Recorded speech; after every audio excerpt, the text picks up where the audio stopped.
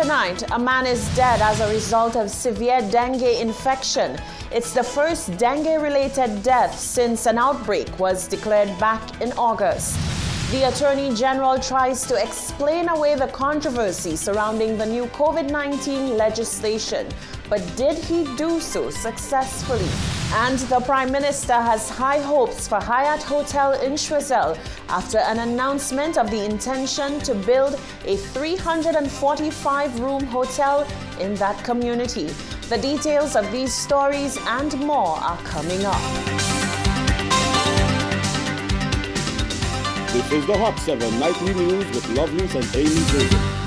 Good night. It is Thursday, the 8th of October, 2020. Welcome to the Hot 7 TV Nightly News. I'm Lovely St. Amy Joseph. Thank you for joining us. News that St. Lucia recorded its first dengue fever-related death came early on Thursday.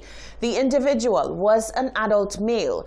National epidemiologist Dr. Michelle Fassois explained that the number of recorded cases continues to rise in certain parts of the island, and she urges members of the public to be responsible as well as to assist in the control of dengue fever. On Thursday, news of the island's first dengue-related death was announced. The Ministry of Health and Wellness first declared an outbreak of dengue fever in August this year. St. Lucia has so far recorded a total of 540 confirmed cases of dengue fever. National epidemiologist Dr. Michelle Fassois announced on Thursday that the individual who succumbed to complications from dengue fever was an adult male who was hospitalized after presenting with signs and symptoms of severe dengue infection. Cases have been identified throughout the island. Most of the confirmed cases are concentrated in the northern region in areas such as Castries, Grosile, and Central Babono. The ages of confirmed cases range from 3 weeks to 84 years, with the age group 5 to 14 years accounting for approximately 39% of the cases. About 75% of dengue infections are asymptomatic or produce very mild febrile illness.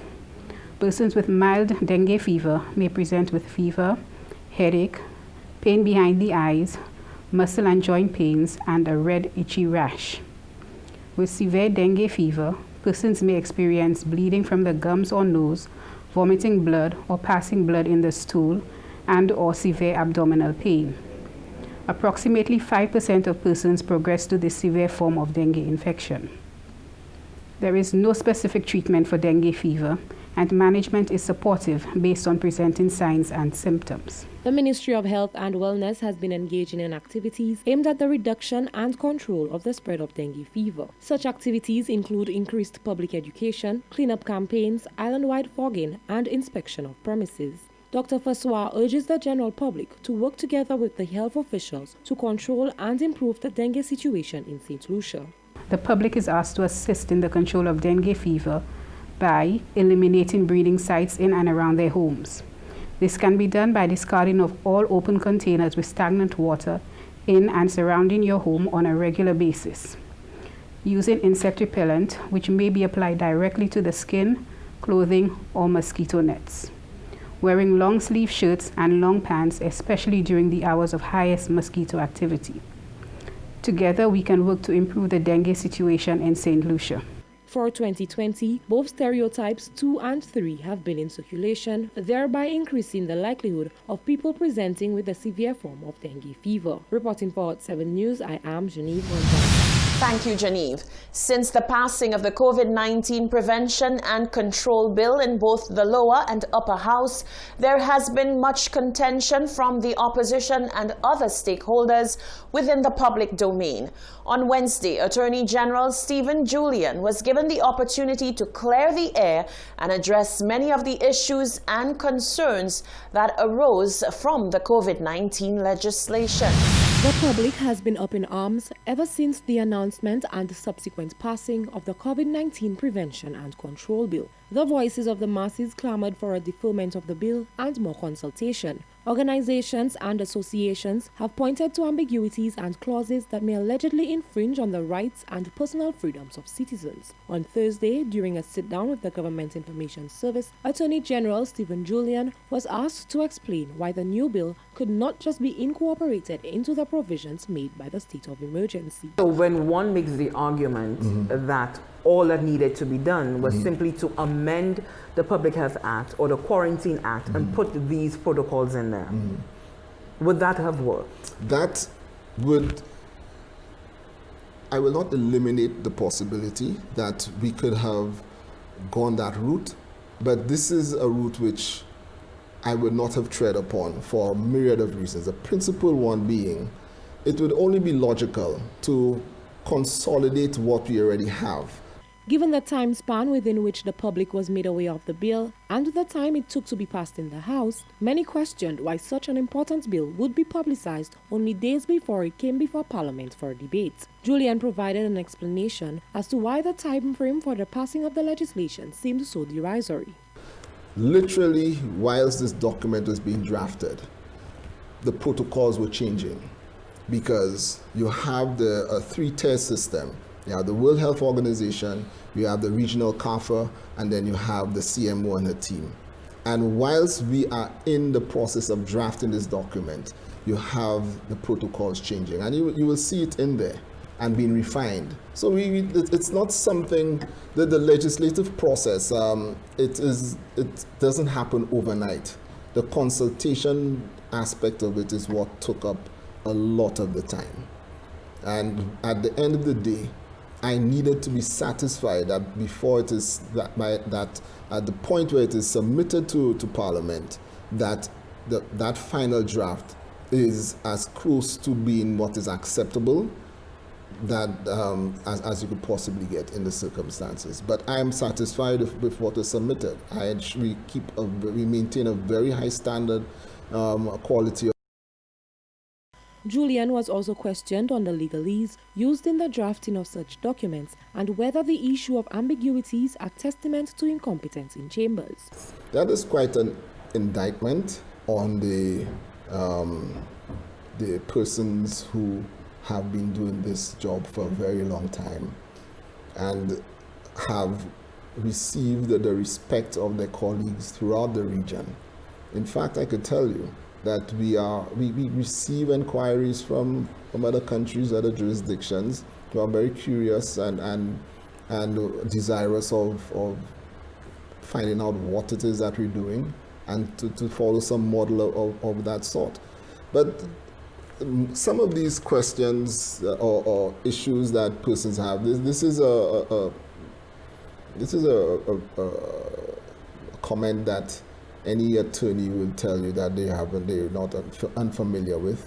To the layperson, reading these bills may seem like Greek and illogical in some point, but the craftsmen, the technicians, the technical persons, the draftspersons, they know what they're doing. The Attorney General noted his disappointment with the pushback to the legislation, particularly given that some of the loudest noisemakers were involved in the compilation of the statutory instruments that make up the Act. Reporting for Hot 7 News, I am Janice Gonzalez. President of the Ayanola Council for the Advancement of Rastafari, Aaron Alexander, is urging members of the public to pay close attention to the COVID-19 prevention and control legislation. He has expressed concern about the manner in which the legislation was passed in the Parliament, particularly the lack of public consultation before it was even presented to the Parliament. On Friday, October 2nd, 2020, the COVID-19 Prevention and Control Bill was passed. However, the chain of events leading up to its enactment continue to garner contention in the public domain. Several local entities, including the St. Lucia Hotel and Tourism Association and the St. Lucia Bar Association, wrote to the government speaking out against the bill. And opposition senators opted to boycott the Senate in an effort to get the bill deferred. President of the Ayanola Council for the Advancement of Rastafari, Aaron Alexander, believes it was made abundantly clear that there was a need for more consultation on the bill, especially with the public. He believes that the bill being passed without any further consultation signifies a disregard for the voice of civil society. You cannot decide, well, okay, you consulted with people, with persons or civil society, etc., to deal with a state of emergency in the first instance, and then you come with a bill now with adjustments and improvements, etc., which there was no consultation on. Alexander believes that All Saints Lucians would be in favor of the passing of legislation which would help continue the island's success in mitigating the COVID-19 pandemic. However, he stressed that such decisions cannot be made behind closed doors. There must be consultation at all stages to ensure that everybody is on board, because when you have consultation, everybody is aware, people are not confused, and people can say, well, yes, if this is good or if it's not good, because governments exist to fulfill the will of the people. And just like we as an organization, ICAR, the executive is there to fulfill the will of the membership. We cannot just do what we want. The ICAR president underscored that governments exist to serve the people and to be guided by their voice. He is adamant that no government should continue any form of policy development or enactment until it is peacefully accepted by the public. Jacques Wooding, Hot 7 News. Prime Minister Alan Chastanet has confirmed the news that hotel chain Hyatt will be coming to the south of the island. The PM gave the details of the deal and explained that it will be one of the projects that will bring much-needed recognition and employment opportunities to Choiseul. Rochelle Gonzalez has more. At the beginning of the month, the government of St. Lucia announced that a Hyatt affiliate has entered into a management agreement with TTS Resorts Limited for the first Hyatt-branded hotel in St. Lucia. The 345-room luxury Grand Hyatt Hotel is expected to open in 2023 and signifies Hyatt's continued brand growth around the Caribbean's leading travel destinations.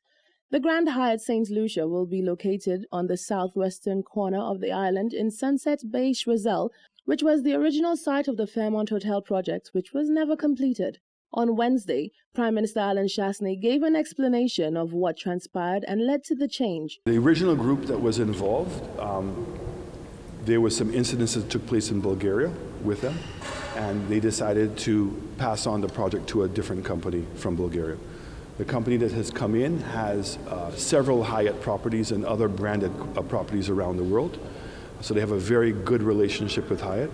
So after several months of looking at the designs for the Fairmont, well, first of all, they looked at the designs with Fairmont, and then Fairmont and themselves decided to part ways. They then looked for a new brand, and they'd been working with Hyatt. And I have to tell you that it's an amazing design, and certainly much more grandiose than we were expecting, because 340 rooms, which also will include conference facilities, and it shows the confidence that Hyatt has in St. Lucia. So the announcement was by Hyatt, indicating that they have signed a management contract with the company. The company has been meeting on the ground. We're now looking to solve the road access problem through the property. That has now been resolved, and I believe that work will be starting very soon on the project. The PM said although the Grand Hyatt will stand out in the humble surroundings of Choiseul, it will undoubtedly be beneficial to the residents and their neighbors. I think that the work that we're doing with Village Tourism to help now improve the infrastructure of the village itself, the Saltibus Road. I mean, there are persons who have Airbnb products at the end of the Saltibus Road, and I think this is going to significantly enhance them. What that project will do is create a critical mass. So the development of some restaurants and more attractions now is even going to help the other Airbnbs even be that much more successful. And I think that hopefully, despite what's taking place in the cruise industry, the plans that we have for building the cruise ship terminal in the south will also now significantly help the south. So in terms of additional attractions. So, Choiseul and Labrie, the Micous and Vieux Fort never benefited from the cruise industry. And so this is really, I think, going to help take it to a different level. Prime Minister Chastanet gave a reminder that private investments in the tourism industry is fickle business. Private investments are always very difficult. It's something you have to nurture all along the way, and all of a sudden things happen. I remember when I was Minister of Tourism, and we had several projects that were lined up, 5 hotel projects. But they were being funded by the Icelandic banks. And when the recession hit, it wasn't the projects that went into receivership, it was the bank that went into receivership. And given the global situation, the developers were not able to find alternative financing. Look at the Paradise project. Look at the original Rathles project. Projects that had already started and then all of a sudden found problems. So we have to keep encouraging direct finance investment into our country. It certainly doesn't help when members of the opposition make the kinds of statements, irresponsible statements that they make, because the rule of law applies. So when you hear a person say, I'm going to take away this investor's land or something like that, that doesn't help us. The Prime Minister indicated that the estimated start date for the project is January 2021. Reporting for Hot 7 News, I am Rochelle Gonzalez. You're watching the Hot 7 TV Nightly News. Still to come, while there is no COVID-19 vaccine as yet, already the issue is brewing contention here on island with talk of protests. SLP-endorsed Senator Lisa Jawair is opening up about her disappointment of not getting the chance to be sworn in as a member of the Senate. And a hot night with Father Albert in a record-setting night of local television. That and more coming up after the break.